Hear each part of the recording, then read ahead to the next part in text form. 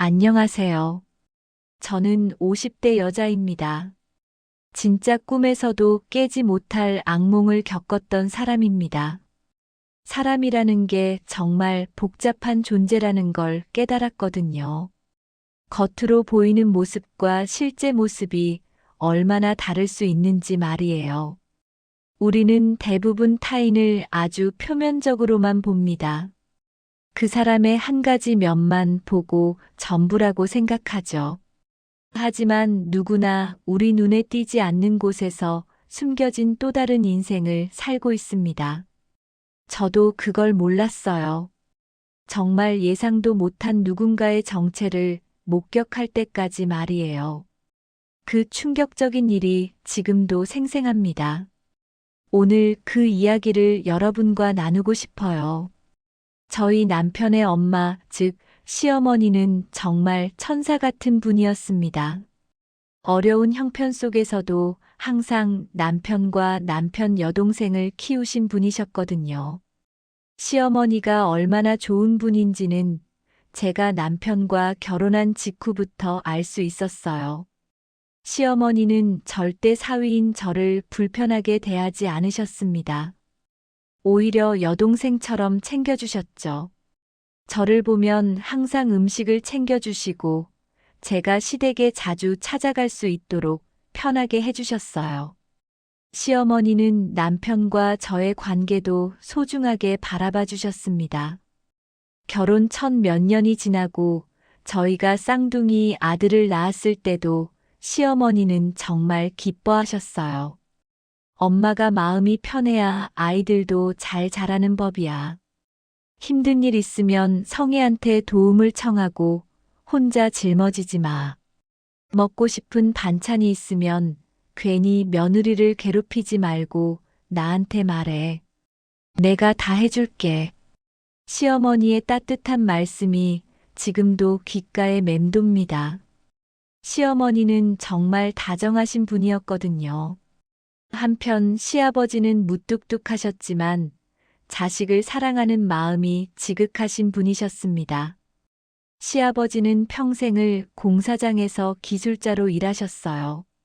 이른 아침부터 늦은 오후까지 일을 하셨고, 시어머니는 건물 청소 일을 다니셨습니다.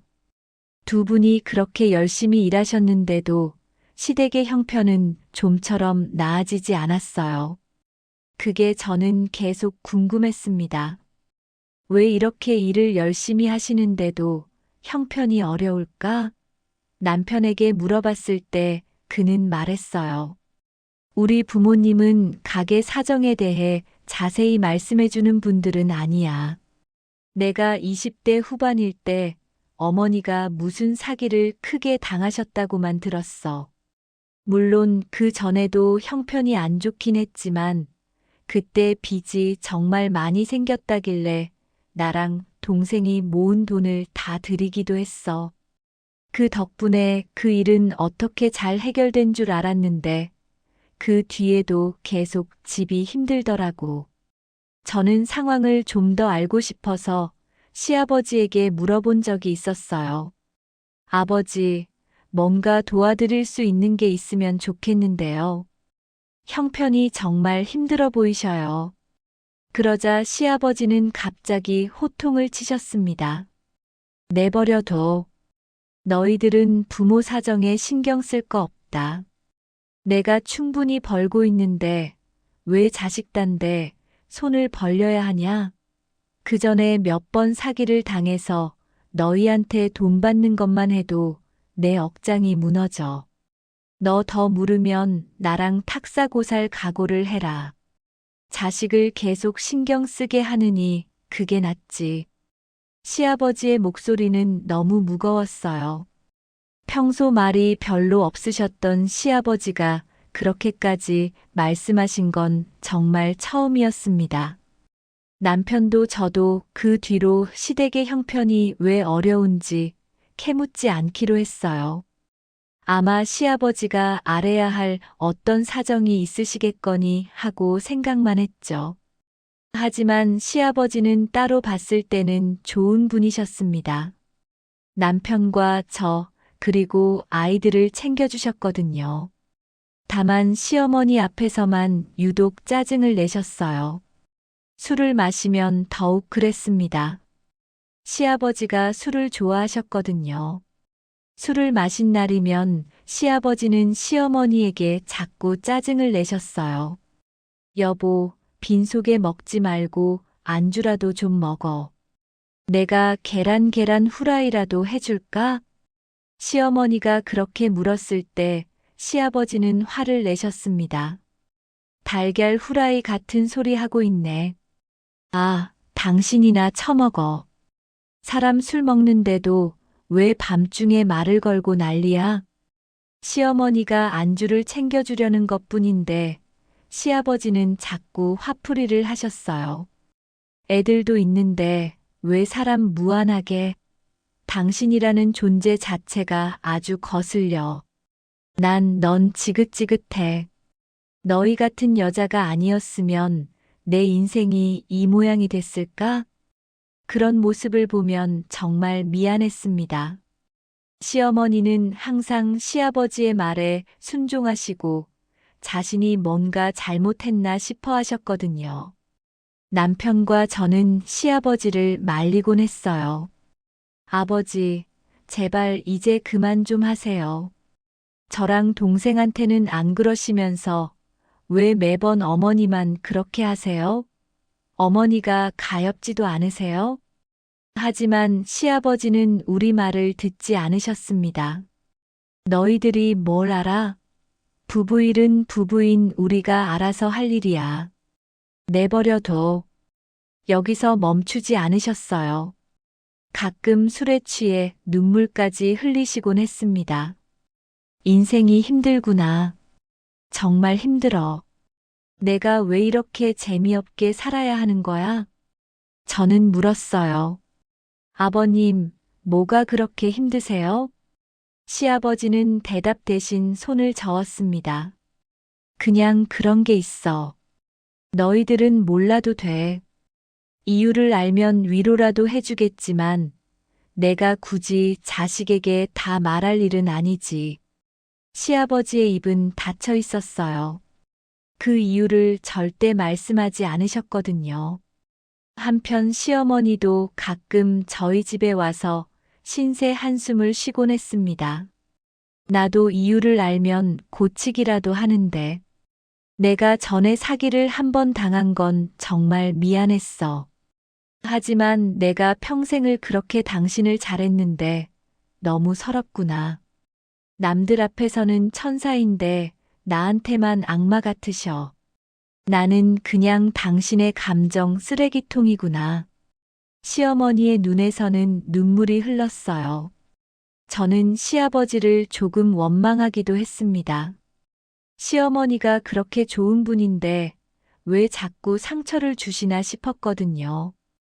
하지만 이건 부부 문제였고 우리가 개입할 일이 아니라고 생각했습니다. 그렇게 저희 부부는 남편의 부모님과 거리를 두고 지냈어요. 잘 알 수 없는 상황이었거든요.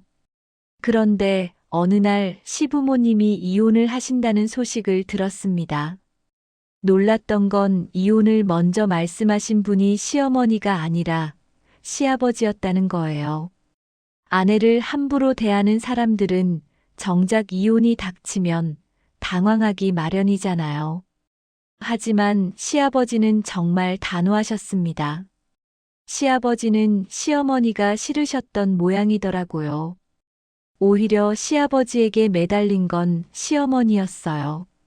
시어머니는 계속 이혼을 거부하셨고 시아버지와 다시 잘해보고 싶으신 마음이 있었습니다. 하지만 시아버지는 절대 돌아서지 않으셨어요. 남편에게 전화가 걸려왔을 때 우리는 깜짝 놀라서 다음날 시댁으로 달려갔습니다. 시어머니는 이혼 사실을 아직 받아들이지 못한 상태였어요. 여보, 당신 진짜 끝까지 나랑 이혼하려고 그래? 내가 더 잘할게. 진짜 잘할 테니까 제발. 시어머니는 눈물을 흘리며 매달리셨어요. 하지만 시아버지의 마음은 이미 정해져 있었습니다. 난 당신이 정말 지긋지긋해. 당신 때문에 화병이 나서 알아놓을 것 같다고. 제발 내 인생에서 좀 사라져. 지겨워. 너희들도 나 말리지 마라.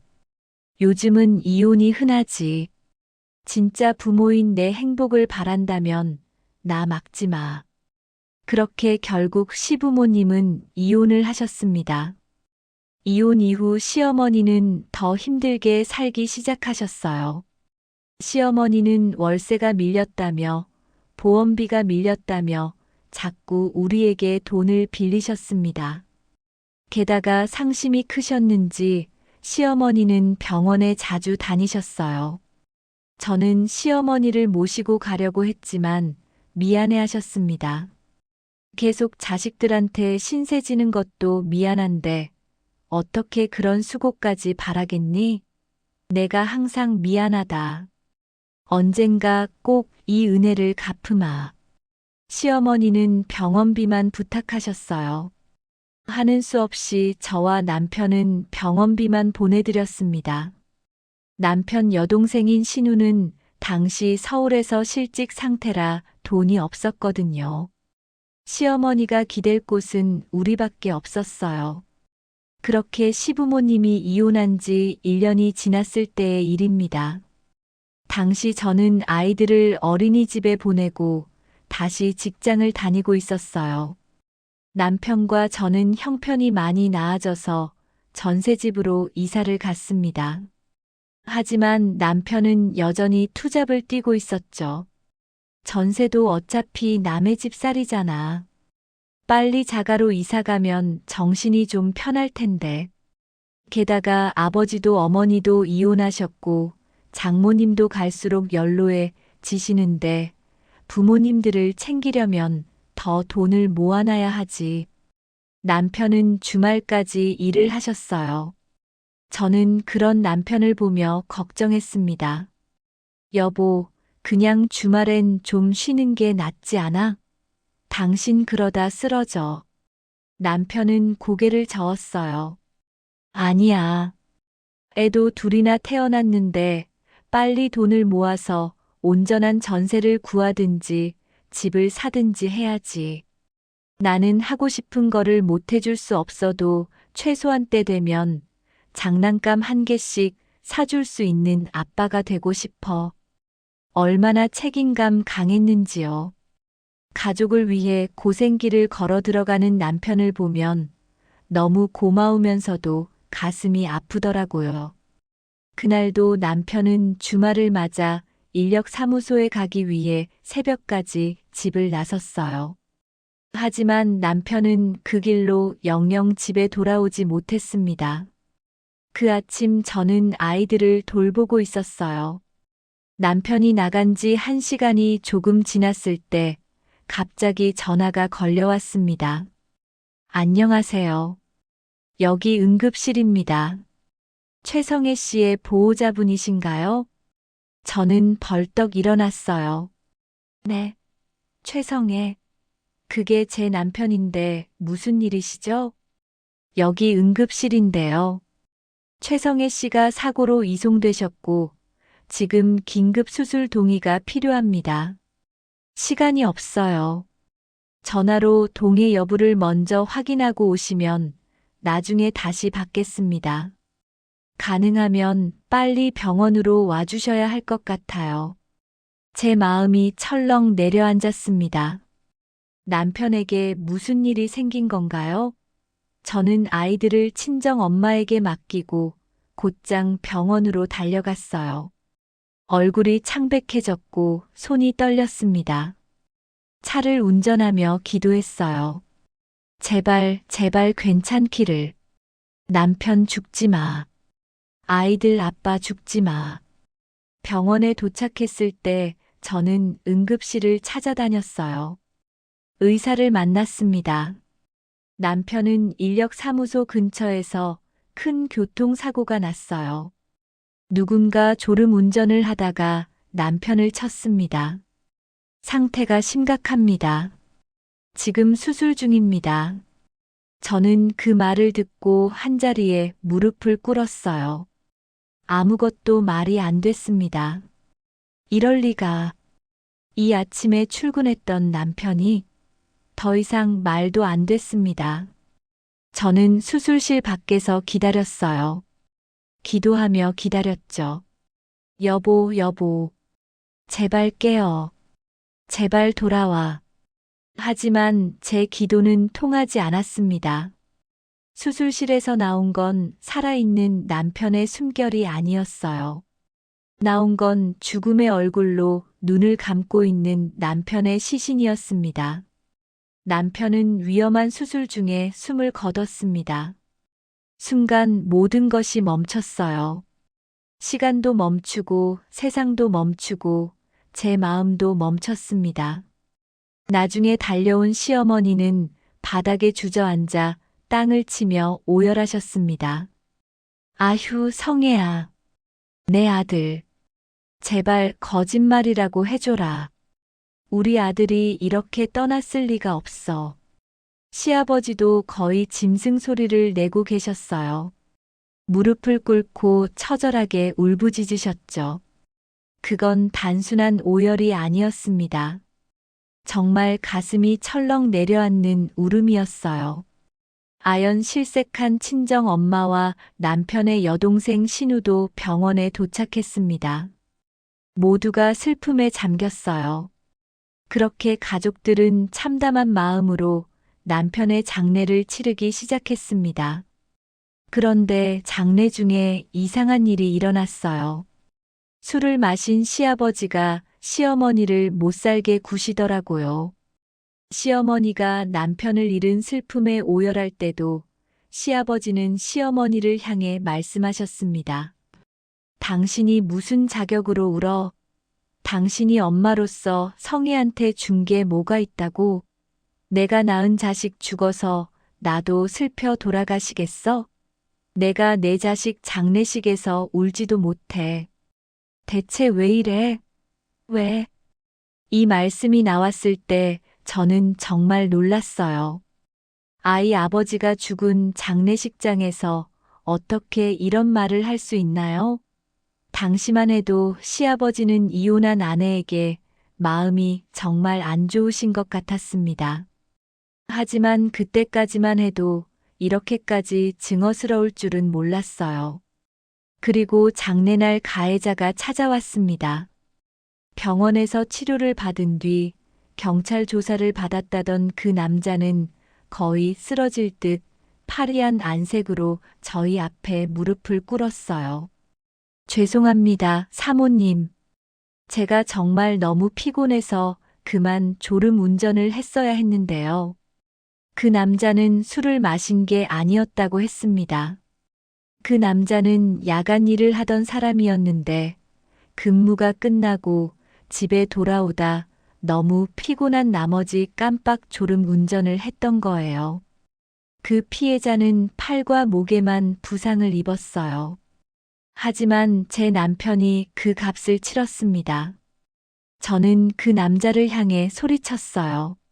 아, 당신 사과 같은 거 필요 없으니까 내 남편 데려와. 당장. 더 이상 말할 게 없었어요. 아무리 그쪽에 고의가 없었다고 해도 제 남편이 살아 돌아오는 건 아니잖아요. 그렇게 저는 쇼크가 와서 실신까지 했습니다. 가해자는 발인 날에도 찾아왔어요. 남편의 관이 장례 차량에 실릴 때 오열하며 무릎을 꿇고 이마를 땅에 붙였습니다. 죄송합니다. 정말 죄송합니다. 그 모습을 보니 그래도 남편이 진심 어린 사죄를 받고 가서 다행이라는 생각이 조금 들더라고요. 그렇게 남편을 보낸 뒤 남은 게 뭐였는지 아세요? 바로 보험금이었어요. 남편이 자기 앞으로 들어온 사망보험금과 가해자 책임보험사에서 나온 보험금을 합하니 5억이란 돈이 제 손에 있었습니다. 평생을 모아야 겨우 만질 수 있는 큰 돈이었지만 하나도 기쁘지 않았어요.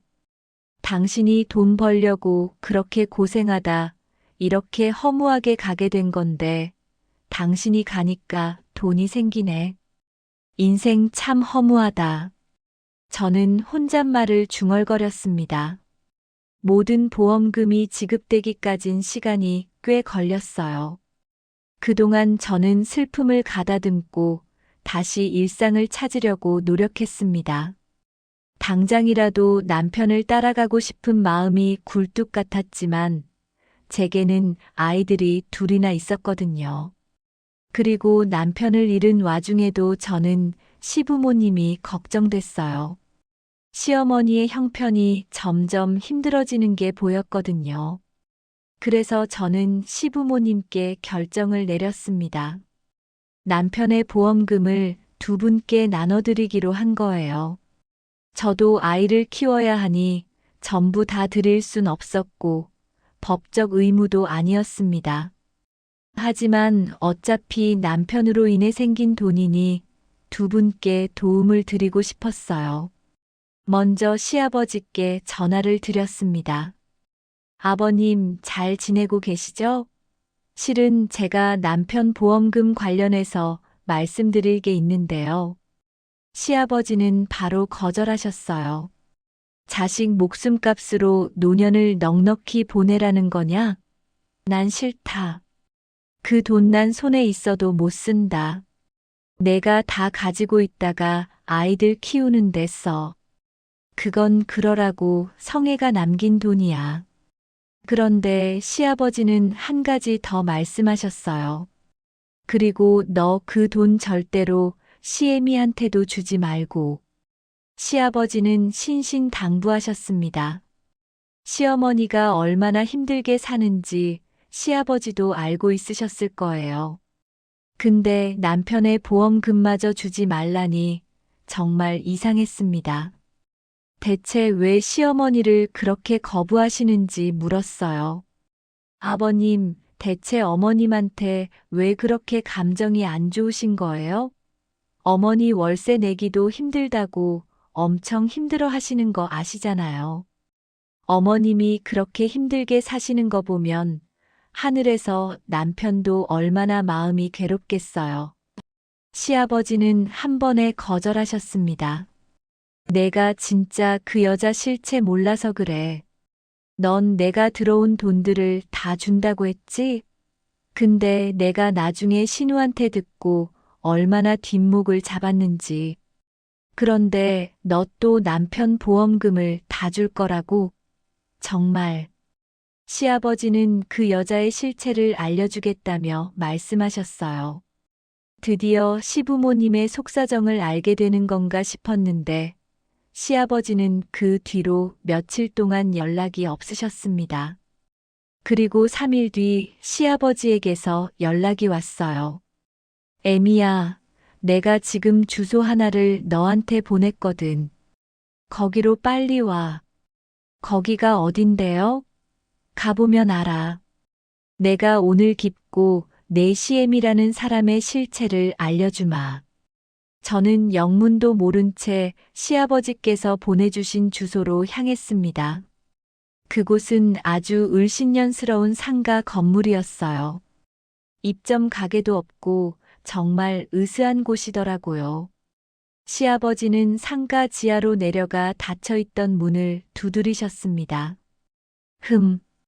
역시 어우 없어서 누가 열어줄 리가 없지. 문 열 테니까 너 심업 단단히 하거라. 아버님, 여기가 뭔데요? 여기가 틀림없어. 내가 3일 동안 넌 시애미 뒤를 미행해서 어제 드디어 알아낸 곳이거든. 시아버지가 그동안 연락이 없으셨던 이유는 시어머니를 미행하기 위해서였다는 거예요. 대체 왜 그런 행동까지 하셔야 했는지 여쭤보던 찰나 저는 벌컥 열린 문 너머의 풍경을 보고 경악했습니다. 그곳에는 아줌마들과 아저씨들 약 10명 정도가 모여 화투를 치고 있더라고요. 깜짝 놀라 소리를 질렀어요. 누구야 당신들? 어여 나가. 이게 뭐 하는 곳이야? 그곳은 불법 도박 현장이 틀림없었습니다. 영화에서 본 것처럼 그곳을 지키는 깡패는 없었지만 확실했죠. 사람들은 우리를 보고 화들짝 놀랐어요. 그리고 그들 중 가장 가까운 곳에 한 여자가 있었습니다. 바로 시어머니였어요. 시어머니는 저와 시아버지를 발견하곤 얼어붙었습니다. 한 손에는 담배까지 들고 있었어요. 분명 성별도 다르고 저는 아빠가 노름하는 모습을 직접 본 적도 없었지만 시어머니의 모습에 노름하는 아빠의 모습이 겹쳐 보였거든요. 저는 아빠를 버린 엄마의 모습과 시어머니의 모습을 한 번에 봤어요. 같은 죄를 짓고 있는 두 여자. 아니, 한 명은 제 어머니고 한 명은 제 남편의 어머니였습니다. 시아버지는 외치셨어요. 역시 내가 당신도 도박하고 있을 줄 알았어. 성의 장례식 조의금을 다 당신이 가지고 갔다길래 그 돈 떨어질 때까지도 도박하고 있을 거라고 확신했다고. 당신이 사람이야? 어떻게 자식 목숨값을 가지고 또 이런 짓을 해? 시아버지의 목소리는 비명에 가까웠어요. 저도 듣는데 울렸습니다. 에이미야, 봤냐? 이게 저 옆편의 실체다. 상습 도박꾼. 앞에선 착한 아내 척하고 뒤에선 가족의 피를 빨아먹는 악마가 바로 저 여자야. 시아버지는 계속 소리치셨습니다. 대체 어떻게 이런 일이? 그럼 지금껏 시댁에 돈이 없었던 게 그래. 다 이것 때문이었다. 내가 지금까지 벌어온 돈만 해도 아마 이 지역에 아파트 2채는 살 수 있었을 거다. 근데 저희 옆편 내가 허원날 도박 때문에 대출을 받고 사채를 쓰고 한 돈 갚느라 지방꼴이 그 지경이었던 거야. 저희 옆편 내가 간도 크게 사채를 1억 5천만 원이나 또 당겨서 쓰는 바람에 성애랑 신우가 힘들게 모았던 돈까지 가져다 써야 했던 거다. 그 순간 경찰 사이렌이 울렸어요. 뒤에서 문이 벌컥 열리더니 경찰이 들이닥쳤습니다. 여기 경찰입니다. 다들 멈추세요. 시아버지가 미리 신고를 했던 거예요. 시어머니는 경찰과 함께 끌려나갔습니다. 경찰이 나가며 말했어요. 불법 도박 현장으로 적발합니다. 모두 경찰청으로 가세요. 시어머니는 다른 사람들과 함께 경찰차에 실려가며 원망을 퍼부었어요.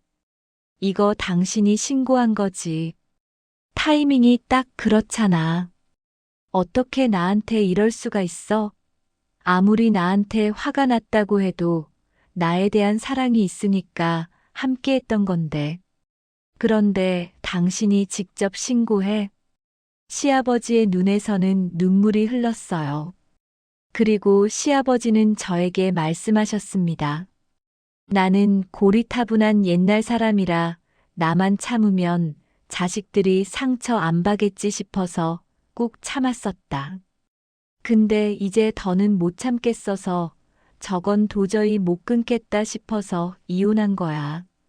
근데 귀엽고 저 꼬라지 좀 봐라. 장례 때는 슬프다고 눈물 콧물 빼던 인간이 자식 죽고 받은 돈으로 뭘 하고 있는지.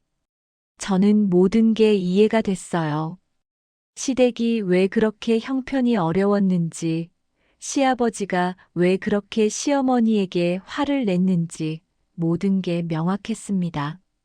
남편의 죽음이 단순한 사고가 아니었던 거예요. 시어머니의 도박 때문에 남편은 투잡을 뛰고 있었고 그렇게 피곤한 상태에서 사고를 당한 거였습니다. 저는 다시 한번 제 남편의 죽음을 마주했어요. 가해자를 용서하는 마음으로부터 하지만 시어머니는 용서할 수가 없었습니다. 어머님, 저한테 너무 살기가 힘들다고 그 조의금 좀 달라고 하셨잖아요. 저한테도 남편한테도 면목 없다고 우셨잖아요. 근데 앞에선 그런 연극을 하고 뒤에선 이런 짓을 하고 계셨던 거예요? 제 목소리는 떨렸어요. 어머님, 남편이 투잡을 뛰던 이유가 어머님 때문이었어요. 어머님이 도박을 안 했으면 남편도 그렇게 일을 하지 않았을 거예요. 어머님이 도박을 안 했으면 남편이 피곤한 상태에서 사고를 당하지 않았을 거예요. 시어머니의 얼굴이 일그러졌어요. 하지만 대답은 나오지 않았습니다. 어머님이 앞에선 착한 척하고 뒤에선 가족의 돈을 몽땅 삥 뜯어갔던 거예요. 제 남편의 죽음을 추도해 주신 사람들의 마음이 모인 돈을 가지고 도박을 했던 거예요. 더 이상 견딜 수 없었어요. 저는 소리쳤습니다. 어머님 진짜 천벌 받으실 거예요. 어머님 애초에 집안에 계속 돈을 말아먹지만 않았어도 제 남편이 투잡을 다니 허무하게 갔을 리도 없었을 테니까요. 그 순간 갑자기 경찰이 들어왔어요. 이곳을 폐지합니다. 그렇게 불법 도박 현장은 단속되었습니다. 시어머니는 상습 도박 혐의가 적용되어 10개월의 실형을 받았어요. 신우도 뒤늦게 모든 이야기를 듣고 거의 까무러칠 뻔했습니다. 신우는 그 뒤 한 번도 시어머니를 만나지 않은 걸로 알고 있어요. 가해자도 처벌을 피하지 못했습니다. 실형 1년을 선고받았죠. 하지만 가해자는 진심으로 자신의 죄를 뉘우쳤어요. 그 사람은 남편의 발인 날까지 찾아와 진심으로 사죄했거든요. 저는 나중에 가해자를 용서하기로 결정했습니다. 고인도 아니었고 그 사람도 가족을 위해 열심히 살려다 그런 거였으니까요. 무엇보다 남편의 발인 날까지 찾아와 진심으로 사죄하는 모습에 제 마음이 움직였어요. 가해자는 스스로 주어지는 벌을 달게 받겠다고 말했거든요. 저 때문에 한 가정의 가장이 떠났습니다. 아무리 실수라고 해도 이건 쉽게 용서받을 수 없는 죄라고 생각합니다. 그러니까 전 그냥 주어지는 벌을 달게 받겠습니다. 그렇게 가해자는 실형을 받았어요. 저는 그 사람을 더는 원망하지 않으려고 합니다. 비록 다시 웃으며 만날 사이는 아니지만 그 사람의 앞날도 밝길 조용히 바라줍니다. 한편 시어머니는 교도소에 수감 중입니다. 시어머니가 도박을 하면서 저희 가족에게 입힌 피해가 얼마나 큰지 이제야 깨달았어요. 제 친아버지도 도박 때문에 저희 가족을 파탄냈었거든요. 이제 그 악순환이 반복되려 했던 거예요. 하지만 시아버지가 단호하게 끊어냈습니다. 저는 지금 친정에 들어와 있어요. 엄마가 혼자 아이들을 키우는 게 얼마나 힘들지 알고 계셨거든요. 저를 도와주고 싶으셨어요. 처음엔 엄마에게 짐이 될까봐 거절했지만 엄마도 외로우니 들어와 살라고 하셨습니다. 그래서 전세 계약을 풀고 친정으로 돌아왔어요. 저는 남편의 슬픔을 조용히 가슴에 묻고 직장 생활을 하며 아이들을 키우고 있습니다. 가끔 아이들을 데리고 시아버지를 뵙기도 해요. 시아버지 집에 놀러가 있는 신우도 만나곤 합니다. 두 사람 모두 갈수록 남편을 닮아가는 아이들을 보며 조금 눈물 짓기도 하고 그리움 앞에 소를 짓기도 합니다. 제 남편의 흔적은 이제 이 아이들 뿐이거든요. 앞으로도 종종 찾아가 함께 시간을 보내고 싶어요. 시아버지는 여전히 제 손을 거절하고 계십니다. 신우가 서울에서 함께 살자고 해도 계속 거절하세요. 아버님은 정정하다며 현장에서 일도 열심히 하고 밥도 다 차려 먹을 줄 안다고 하십니다. 내가 곧 이른을 바라보고 있지만 아직 정정하다. 현장에서 일도 열심히 하고 있고 밥도 다 차려 먹을 줄 아는데 왜 자식한테 얹혀 살거나 며느리 도움을 받냐? 너희들이나 알아서 잘 살아. 시아버지는 대쪽 같은 분이세요. 남편의 보험금을 아버지께 드리려고 했지만 아버지는 받지 않으셨습니다. 대신 아버지를 잘 챙겨드리고 도와드릴 일이 있으면 발벗고 나서려고 해요. 저는 아버지께 항상 남편 대신이 되려고 합니다. 남편의 보험금은 아직 제 손에 있어요. 내년이나 내후년쯤엔 그 돈으로 적당한 아파트를 구해 이사할 생각입니다.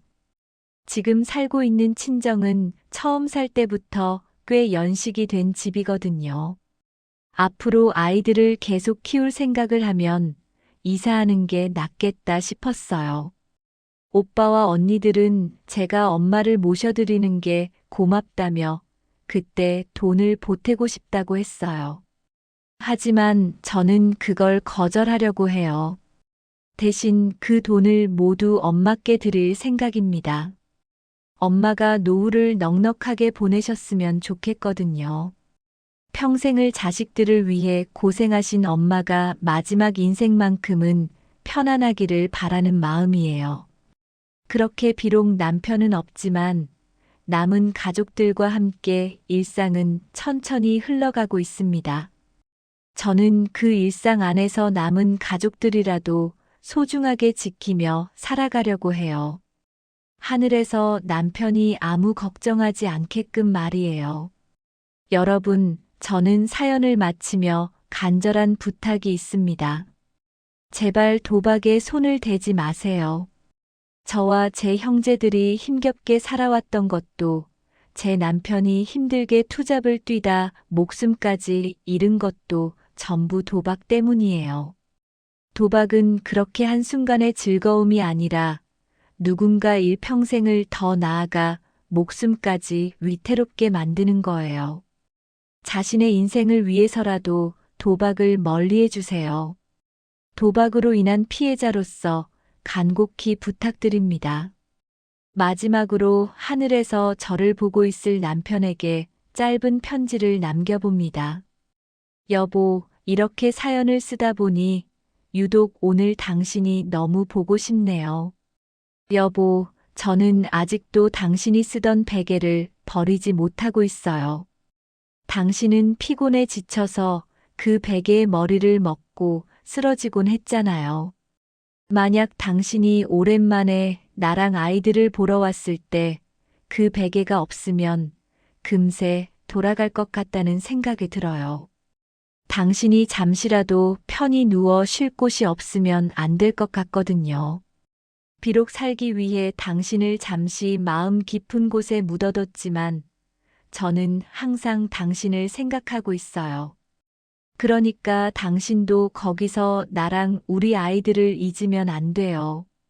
얼른 아이들 다 키우고 엄마 아버지 끝까지 잘 모신 다음에 예쁜 옷 차려입고 당신을 만나러 갈게요. 그때까지 내가 씩씩하게 살아갈 수 있길 바라요. 당신에 대한 그리움에 무너지는 날이 많지 않길 바라요. 보고 싶어, 여보. 너무 길지 않은 시간 뒤에 다시 만나요.